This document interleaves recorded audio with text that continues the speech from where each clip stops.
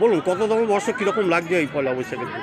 এটা আমাদের প্রভাতী সঙ্গীত নিকেতনের নবম বর্ষের বর্ষবরণ। আর ভালো তো স্বাভাবিকভাবেই লাগছে, কারণ আমাদের ছেলেমেয়েরা, আমাদের অভিভাবকরা সবাই স্বতঃস্ফূর্ত অংশগ্রহণ করছে এই অনুষ্ঠানে। সমাজের সর্বস্তরের মানুষ আসছে এই অনুষ্ঠানে। আমরা ভীষণ খুশি, আমরা খুবই আনন্দিত। বর্ষ আপনাদের এই প্রভাতীর বর্ষবরণের এটা নবম বর্ষ। মানিপুর জোরে বলুন। ফ্রেন্ডসের মাঠে প্রতি বছরের ন্যায় এবারও পালিত হচ্ছে বর্ষবরণ।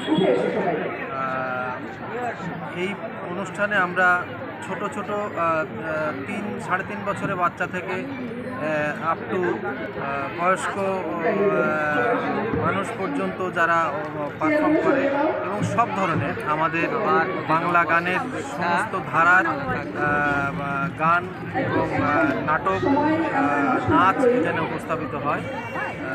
প্রভাতী চলছে তার আপন গতিতে। আপনার নাম? আর আমি চন্দন ভট্টাচার্য, প্রভাতীর অধ্যক্ষ হিসেবে আছি।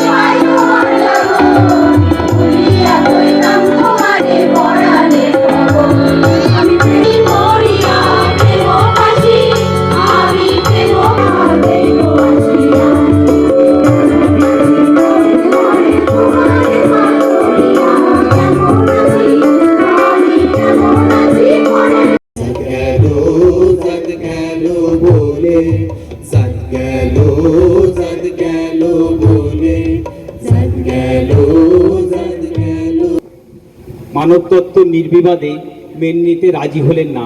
তারা চাই শোনো শোনো শোনো, আগামীকাল বিকেল 4 ঘটিকায় আটঘরিয়া জমিদার বাড়িতে লালন শাহের বিচার হবে। বিচার হামলা করে ফেলতে হবে লাল বলে, অথচ আপনি গানে ধর্মকে খোটা দেন, যুগ যুগ ধরে চলে আসা বর্ণ প্রথা, জাতপাতের প্রথাকে খোটা দেন, ধর্মগ্রন্থকে অস্বীকার করে। আমি তো এক সাধারণ মানুষ।